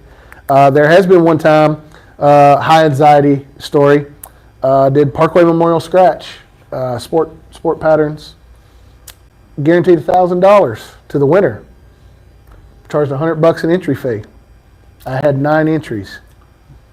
I borrowed $1,000 from my bracket guy, our great late Mr. Bill Howard. I thank you. And got lucky. Wes was like, "Hey, we're not going to charge you lineage today." And I basically looked at the 9 bowlers. I said, "Hey guys, I have $1,000 guarantee here. Here's $1,000." I didn't even pay myself that day. He didn't pay himself for anything. He was just he helped me. And I was like, y'all 9 can decide how this goes. And they were like, what if we do 7, 2, and 1 and we pay the top 3? Everybody goes, sounds great to me. Ran the tournament, 9 people, guess what? 7, 2, 1. It's funny, it's not funny, but pointing it out like that, right? Mm-hmm. I think that's just a good example of too many people aren't doing that these days because that's the way that you should be doing business. Mm-hmm. you put something out on a product, right? You say that you're going to do this, and then ideally you don't want to not get paid. You don't want to, not pay for lineage. You hope you're getting all of these things.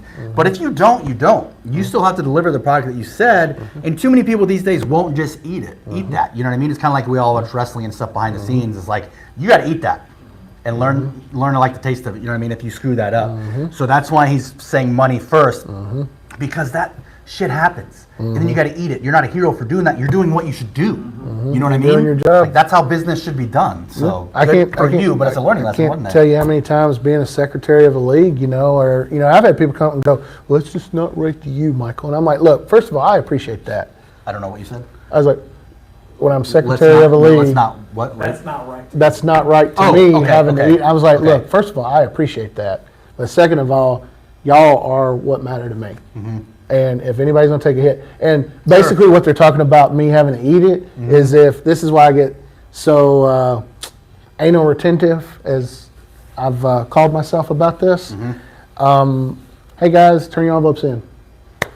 Now Sunday night and everything is pretty good. Like they go, here you go, Mike. Here you go, Mike, because they know my system. They know what it's about.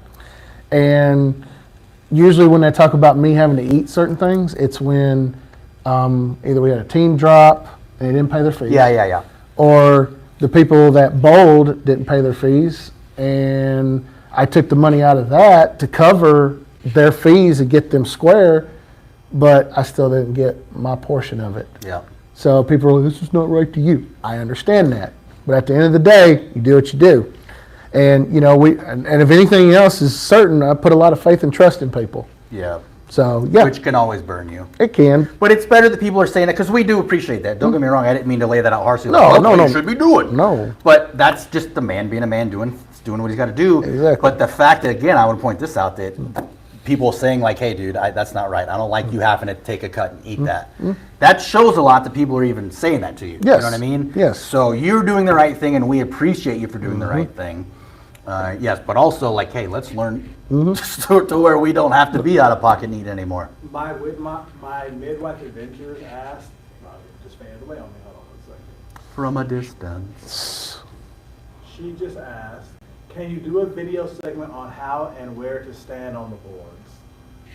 Didn't we just do that segment 7? Or 6? Segment 6, yes. Segment 6 It's, is on it's there. lane play. Yes. Look up educational series. I believe it is segment 6, which is lane play. Yeah, because segment 5 is the 2-parter. I think Yep. so, yeah. Because Yep. segment 6 we were up Yeah, there. we were over here. Yep. Lane That- play.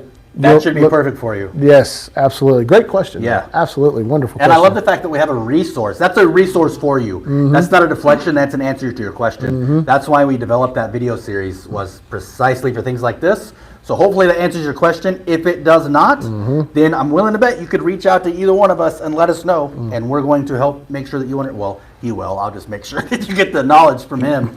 But yeah. Okay, so final thing here I would like to do. Bowling goals between us three. Whatever that goal may be. A specific one or just any of them? Just Them or one? just one. Okay. Just something that you've thought about what you want to do for this year in your leagues. I got one. Yes. It's kind of pitiful, What? but it's my level. I don't think that I recall I've ever thrown a 600 series. So roll a 600. Yeah, I'm going to go with the 6. I mean, that's about as basic as you can get. No, it's not, because actually our good buddy Zach rolled his first 600 series. Yeah, boy, last we're week. excited. So He killed it last week. go, Good Mr. job, Zach. LeCue. And he almost swept the high game side pots Yeah, and too. he came down, even tossed in the token strike challenge, did. too. He We did. love you, Zach. Yep. Good work, buddy. Curtis? Yeah, 600 for me. Not to say that I will be bowling in league this year, but if I do. He already has. I guess I did. Again this year. That you boys did to yourself. I didn't, Well, anyway. If I do bowl, I want to have no handicap.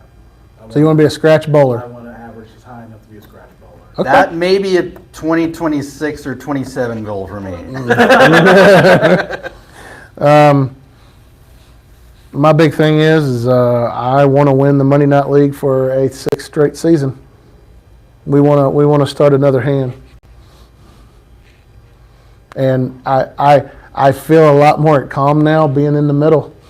Yeah. And tell Kyle, you can handle this pressure. How, what quarter y'all in? Last quarter, You got won 2 of 3? 2 of 3. And you've won the last 5. And we won the last 5 leagues. Yeah. Yep. So how much longer is there for this one? 7 weeks. Then the roll off. Then the roll off. And just to put something into perspective, we lost the first quarter by 1 point. So 1 point. Mhm. So if y'all won that, it might be a sweep. It might be a sweep. Which they did do in 2020. Yes. 2019, 2020, the first year we bowled together. We won the first 3 quarters. We came down to the last quarter. We were 31.5 over second place with, I think, 3 or 4 weeks to go, and then that's when the COVID shutdown came. And we waited till May, and somebody brought it up and said, hey, let's just vote to end it at 27 weeks. And we were in first place, so we unanimously won that league that year.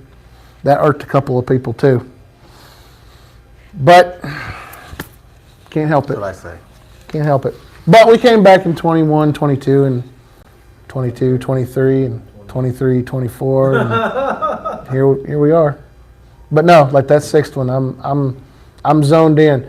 There's something about it when it gets to March and April, and it's coming down to the end. We get locked in. I think that's clear from the fact that you've won the last 5.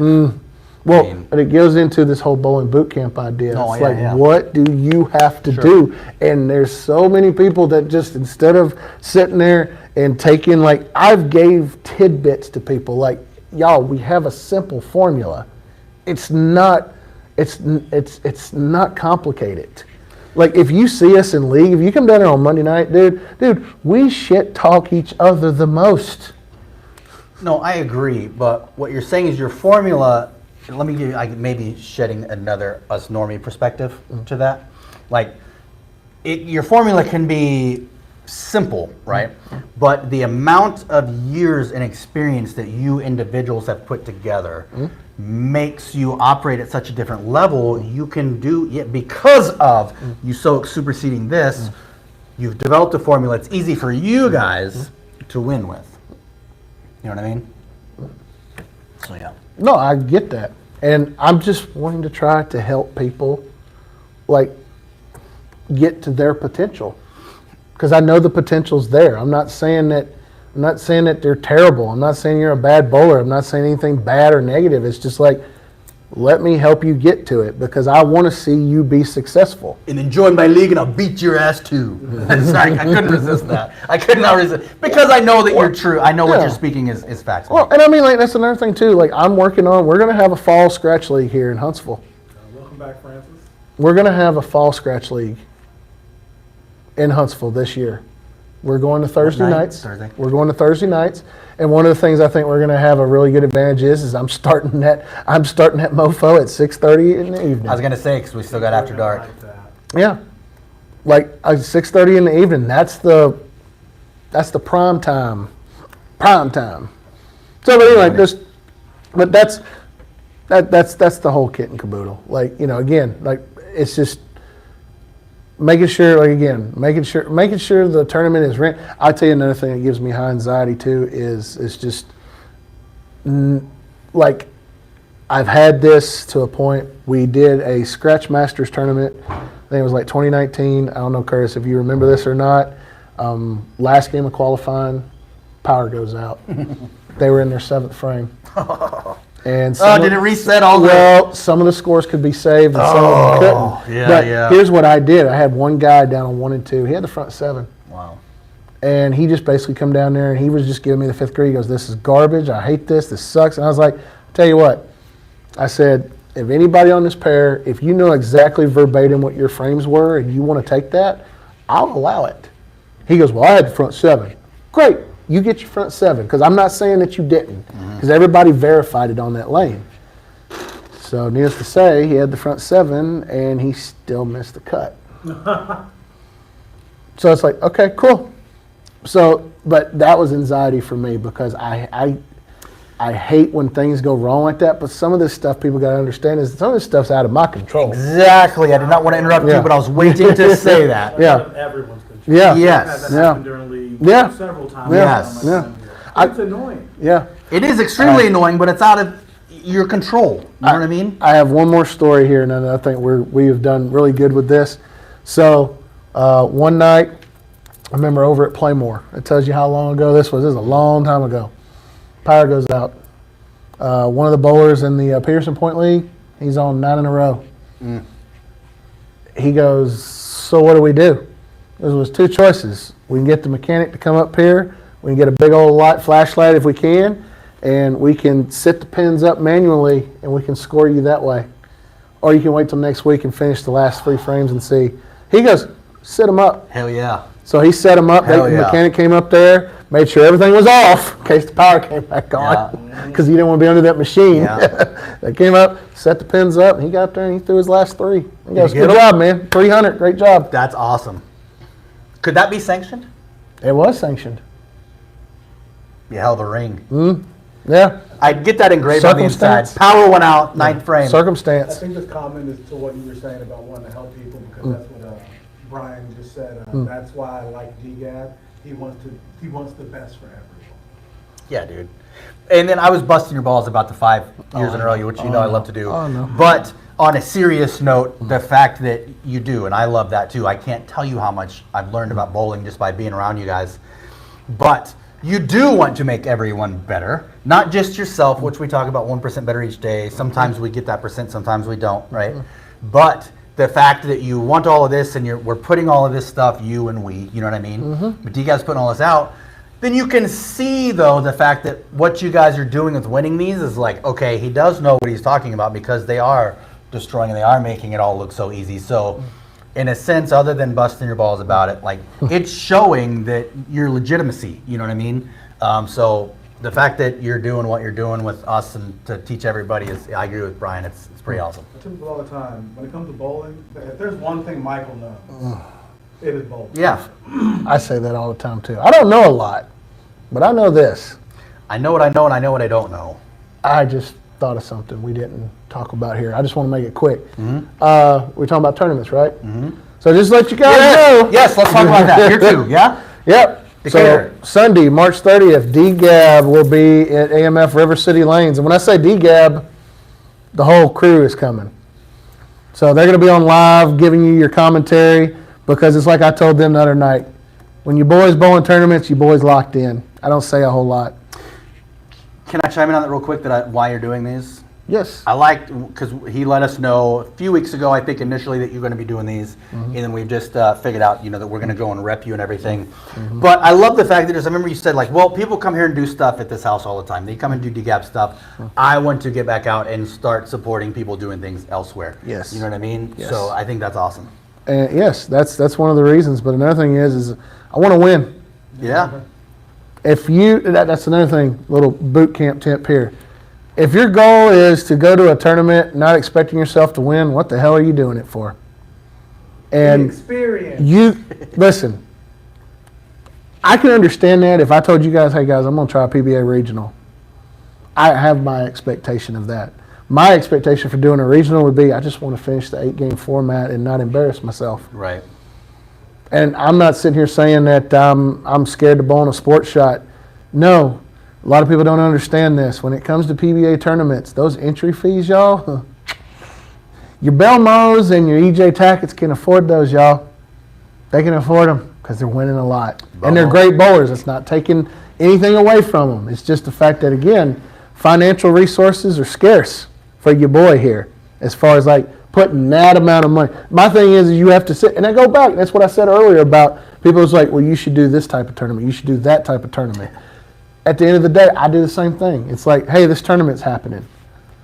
Yeah, do I want to do it? I would absolutely love to do it.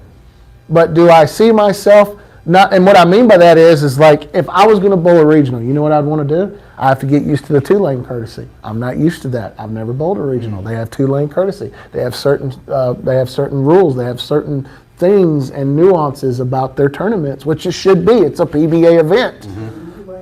2-lane courtesy. Yeah. Does that just sound like exactly what it says? Look, it's exactly like, but here's the thing about it. It can work really well if it is done right. And what I mean by that is one of my longtime mentors equated it. He goes, think about how a piston goes in an engine. Okay, I was gonna say, that sounds like it would slow down the process so much. No, if you know how to do it, Right. it will be if you're efficient with it, that's the word. If you're efficient with it, it'll go quick. But me, look, it's like I think I told Brian the other night, ironically, he was like talking about pet peeves. That was another one of my pet peeves is I'm bowling league and you want 2 lanes. Dude, we ain't on tour. We ain't on Are tour. you talking about just like house Yeah, play? yeah, just bowling your regular league. I don't want 2 lanes courtesy. I'm not giving you 2 lane courtesy. If now You're talking about 2-lane courtesy on regular league. on league, yeah, Oh. yeah. Now I will tell you though, you know who I would give 2 lanes to? My mentor, Tony Churchy. TC 300. We got it. What up, TC? Yeah. So, but no, for real though, like I said, it's like a piston and an engine, and as long as it's efficient that way, you're fine. But again, those little nuances and everything, it's just like that would be almost like a new tournament experience for me because I've never bowled one like that. But that's just the thing. Maybe But I am going. My goal here is like I said, I'm going out to Decatur. Last couple of times I've bowled in Decatur, I've had pretty good effort. I think I bowled a TVT out there. Last time I bowled out there and I finished 3rd, or something like. Oh no, I didn't finish 3rd. I finished in the top 16. I was top 16. I was happy with it. It was a good showing. I bowled the one TVT tournament here. I finished 3rd. What's TBT? Tennessee Valley tournaments. So I had that. That was a good showing. And then April 6th, we're going to be at Bowl Madison for Michael's Eliminator event. And they bowl on challenge and recreationals. So this one coming up is 42-foot carbon at Madison, which is recreational. I was like, I'm going to bowl that. So, but we're going to do it. I like it. We're going to do it because, again, it's just a way of giving it back, because Michael and them came over and bowled one of my sweepers, and it's just good. It's good business. Or excuse me. It is good for business. What? I'm just kidding. You're not getting No. You're not getting the reference. No. No, It's Curtis Rideout's new favorite wrestler, John Cena. It's good for business. We'll be talking about him on Thursday night at After Dark. Yes. exactly, Brian. What? The heel turn, baby. Yeah. Let's not get started. That's going to be a fun combo. Yes, that And is actually, going to be a fun conversation. can I? Just finish the pitch on After Dark. We got this Thursday, I think, our 5th episode of Damn Good After Dark, where we have decided to. The idea actually came from our friend Tanya about letting people join the show and this and that to talk about things that we've talked about, to vent, to just I know, blah, blah, blah, blah, blah, those types of things. So we're going to do about probably 20 to 30 minutes of the first part of After Dark, where we do check in with the boys. We always do. And then there's about 4 things, I think, on Wide World of Sports that we have to talk about. We'll talk about those things, and then we're going to open it up a section in the middle for however long it takes, 15, 30 minutes, something like that. Picture it kind of like old school rock jock talk style, where you'd call into a radio station and tell them how you feel, this or that. So we'll bring people on to join for whatever they want to talk about real quick, but they won't be a mainstay on the show. You won't be staying on. It'll be kind of joining, coming in, this and that. So we're going to open that up this time to try perhaps every 5th episode on After Dark. So this is something else new we're trying to get more people involved. We'll see how it goes. Thursday night. 11 p.m. Central Time. Also, whatever topic we're talking about, we don't want you to come on there and talk about bowling. It's whatever we're talking about. Yes, if you do come on there and talk bowling, I mean, it's not that we're going to ignore you, but we're going to ignore you because that's the spots for... We're not going to ignore you, but we're going to ignore you. Right. No. I mean, You will not be a priority.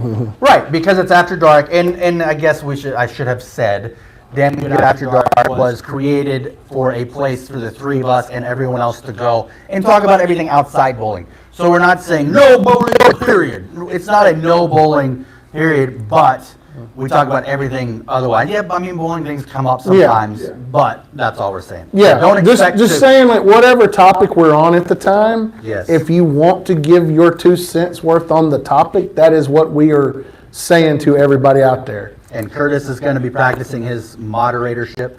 And if it works well, I mean, the best case scenario, we got people saying, hey, I got something. So he's going to do his best to get those lined up as soon as we open that. We're going to be practicing again. We want to make things run smoothly, so hopefully we can get that. You know what I think about when I think about this idea? I think about Around the Horn.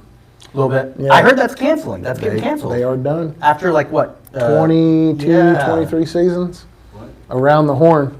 Off of ESPN. show. Yeah. I kind of like that because he would give the dudes points for taking away I as they were miss. talking. I'm gonna miss the Woody Page chalkboard. Yeah, I like the Woody. Yeah. But yeah, R.I.P. Around the Horn. Yeah. But no, guys and gals, as always, thank you so much. I appreciate the support. You have no idea how much it means to me, and you guys have no idea how much it helps. It helps me mentally. It helps me with my mental health. At the start of the, I remember last year when we did our first episode of 2024, it was accountability, 1% better every day. The thing about it is, big time here, it's a big time emphasis on mental health. It is so important. So, and I've actually had a couple of people on TikTok, or some of our followers, subscribers have reached out to me, and I've actually gotten their phone numbers, and I've called them on the phone, and I've had 30, 45-minute conversations with them, and I'm just here to tell you guys, if you're ever in a place where you need help, and especially to the guys, because we know how hard it is to reach out, because we feel like there's a burden of being a man. I want you to reach out to me. Reach out to Dustin, reach out to Curtis, but whatever you do, reach out. It's very important to me. Mental health is so unequivocally important. More so now than it ever has. So just want to say, call, a text, a message. We got so many apps that have messaging capabilities. Reach out. Please let us know. Reach out and touch. Some should have been playing in the background while you were. That reminded me of just the old Marine thing when we'd be rocking, reach out and kill. 18. when we're humping, yeah, you reach out and be able to touch the person in front of you. Don't do that. Reach out and kill. AT&T! Good times. But yes, but no, for real, it's very Reach out. very important to me, because I know a lot of y'all, you two included, y'all have been there when it's been low for me. And again, my biggest thing again is like having to process the loss of Derek. That's just what it is. So, and even after his passing, Derek still continues to make an abundant impression on all of us. I think he will continue to do that Yes. for a while. Yes. Because he's not being forgotten. I only met the man once. I was fortunate enough to meet him once. But, I mean, That was probably the best pre-interview I've ever seen. that was amazing for me, even. Not to try to take credit off of him, but just as a host or interviewer, something like that, because I've interviewed a lot of people over different things, That was surreal for me. So, I mean, that was humbling. Just, it's hard to explain, but I mean, I'm glad I got to do that. If it's one thing about it, it will make you appreciate the things you do have. Yes. So, just the basics, just the facts, man. But no, appreciate you guys, and Dustin. Yeah, this is the last call. I see Curtis checking, and we're about to do the old outro because we're working on 2 hours. This is a great episode. It was, and I think that we could still pretty much do, if we came on and went kind of covered those quick, we could still do the next one on all of that stuff if we wanted to. Brian said, much love to you all. Also, 27K, great episodes, guys. You all are fantastic. Awesome. Thank Thank you you, very much. Brian. Thank you, everyone out there, for all the taps, all the love, all the follow, all the support. Curtis, thank you from behind the camera for running all that stuff. Coach, thank you for everything that you do. Let me do my Larry Sabisco. And I will Hey, allow Mark, how you doing? Is that Mark Dillard? It is. Mark, just chime in. Yeah. We are literally on our way out, Mark. Love you, mean it, buddy. But no, for real, we appreciate you chiming in. Good you made us, good you caught us before we tuned off. So, Coach, I'm going to let you do the honors because we will catch you. You're going to catch me on the flippity flip, but guess what? Just want you guys to know, if you've not done so already, Yes. like, follow, subscribe to TikTok, anything and everything there. Give us a subscribe on YouTube. We're sitting at 542 subscribers. Thank you guys so very much. Help me get to 1,000. That's the goal next. 1,000 subscribers on YouTube, and that's free, by the way. Facebook, like and follow us on there, and Instagram, give us a follow also on there. And every once in a blue moon, you can follow me on Lemonade too if you want to. Check out the educational series. Yes. If you haven't, All right. check that out. All right. And until next time, we will catch you on the flippity flip. There it is. Thanks, everyone.